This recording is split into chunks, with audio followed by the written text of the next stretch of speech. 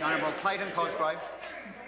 Yeah, I find that speech, when it talked about politicking, and also Ms Tolley talked about it as well, I found that quite astounding. Now, the Attorney-General went to a Catholic school, as did I. I'm sure he remembers a biblical quote from Proverbs 26, verse 11. As a dog returneth to his vomit, so a fool returneth to his folly. And that's what we've seen tonight from that member. That's what we've seen tonight from that member, that minister. A couple of the colleagues have forgotten that one. Go to Sunday school. And while we're sort of in a biblical frame of mind, I must say, after Peter Dunn sat down from his speech, I was reminded, sir, of that piece in the Bible where the cock crowed thrice. The cock crowed thrice as Judas picked up his 30 pieces of silver.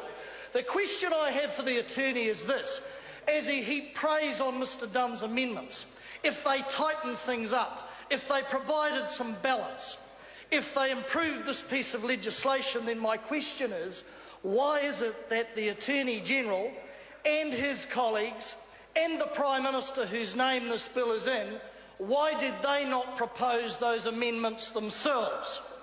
Why they didn't? Would the attorney like to answer that question, being a learned lawyer? Why they didn't propose those amendments is quite simple. Because Judas picked up the pieces of silver. Order. Judas Order. picked up...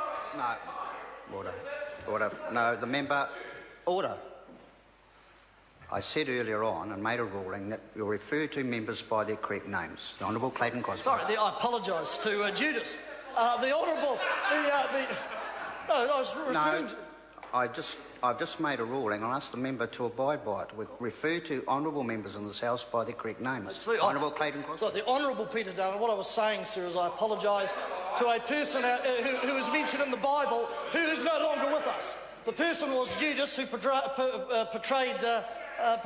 yes, Judas Iscariot, who portrayed somebody quite formidable in history, sir. You may want to have a look at that. The Honourable Peter Dunn, sir, picked up the 30 pieces of silver.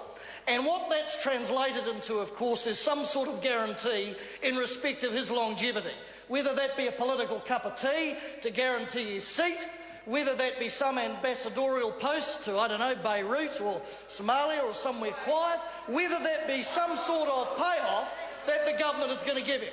Because a couple of weeks beforehand, he was in the dog box. He may have been closer to looking through the striped sunshine had the Prime Minister had his way. He was in the dog box.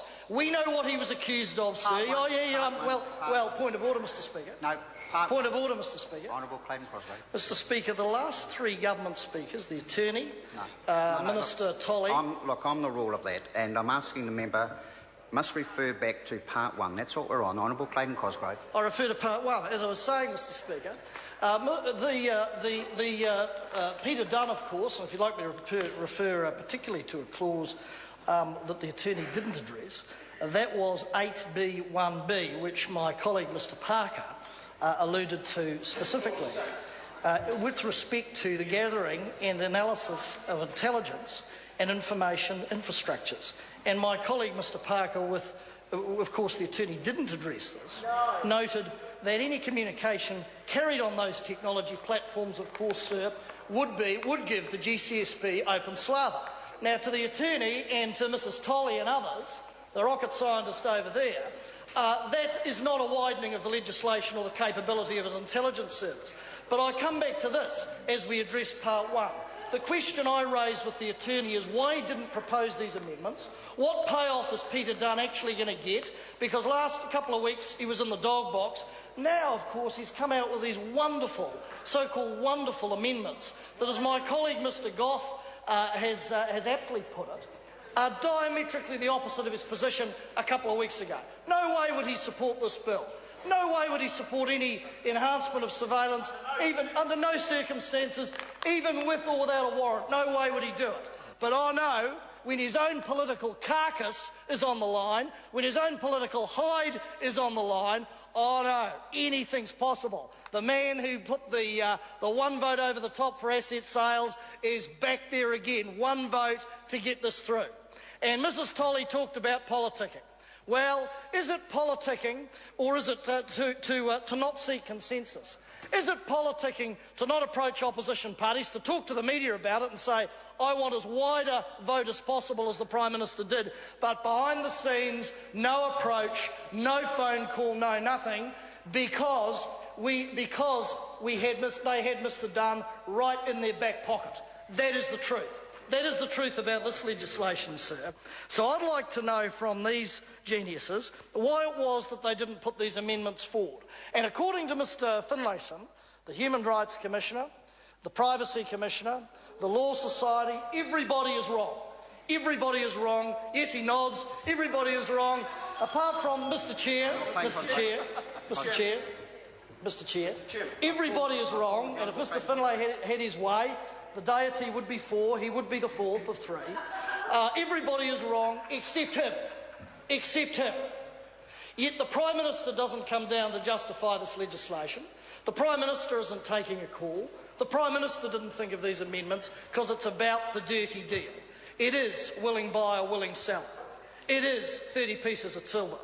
It is the selling out of any principle that Peter Dunn had. You've got to hand it to him. He's a survivor. He's a survivor. This boy will do anything to survive. You know, the sort of political limbo dancer. How low can you go with Peter Dunn? He would sell his grandmother if he thought that it'd get him across the line and give him a couple of extra months. And he sold out New Zealanders with this in terms of part one. He sold out New Zealanders because, as Mr Parker pointed out, 8B, 1B does widen the jurisdiction. And if Mrs Tolley wants to argue that point, I invite her to get up and address specifically the legal points that Mr Parker made. I think it'd be worth a crack. It'd be worth a crack, because then you'd pit one brain against something else. One brain against another. I'd wager Mr Parker would win that argument. The other point I'd make is this, and you see a pattern in select committees, sir. When this bill went through the particular committee, like a number of bills go through committees in this House, the particular agencies, in this case Defence, Police, GCSB, SIS, the key agencies that one would expect you would get in to give you authoritative advice about the nature and breadth and depth of this bill, were blocked by the Prime Minister. Now that's happened in all other committees. We've had bizarre situations where bills have come before committees and the key government agency that will administer this bill, will provide advice about the bill, is blocked because they don't want to know. They do not want the agencies coming in, even in private or in secret, the highest classification a select committee can give. These people do not want these agencies to come in to be questioned by opposition members. No, they just want everybody to say yes and agree with them. Now, one other point I would make, sir, and it's an insulting point made by the government. If the government tries to make a proposition that we on this side do not believe in the security of our nation, the security of our people, and the need for intelligence services, that is an insult, that lacks credibility, and it says more about Mrs Tolley and her ilk, than anyone else in this parliament. Because of course we believe in securing the citizenry of our country, and we know and we understand that that requires a capable and quality but accountable security intelligence service. We believe in that, but it must be accountable. It must be accountable to the people through the Crown, and it must act in an appropriate way.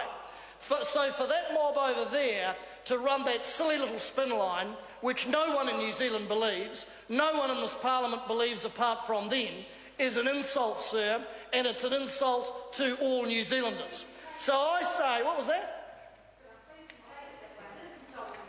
Oh, it is insulting, my behaviour. I'll say this, I hope New Zealanders listen to that member's speech and that minister's speech as she made it up, as that member got up and didn't address Mr Parker's point, as the Attorney-General got up and poured opprobrium over Mr Goff and others, but didn't address Mr Parker's point, of course. Oh no, lawyer to lawyer, didn't do that, because even the Attorney-General knows he lacks credibility when you get right down to the nitty-gritty of this bill. This bill does widen the powers of those intelligence services. The government can say it doesn't as often as it likes, but when you actually look at the micro level and the clauses in this bill, it does widen those. It does not provide the accountability, say for instance that Mr Shearer's SOP would provide. What, I say to the Attorney-General, is wrong with a review of legislation to ensure that you get it right before actually you enact it. Now, we couldn't convince the Attorney of that, so Mr Shearer put up a review with a sunset clause in the legislation. Now, Mr Finlayson is a doyen of statutory interpretation, and I would have thought, in his own mind at least anyway, I won't go there, and I say this, I say, can Mr Finlayson take a call and advise us the best way to form legislation? Surely an investigation, a review, an analysis of the facts with professional advice and then writing legislation is the way you do it logically, or if you can't do that, my leader's SOP is the next best thing. Calling Tracy Martin. Chairman. No, Tracy Martin, I call. So I rise on behalf of New Zealand.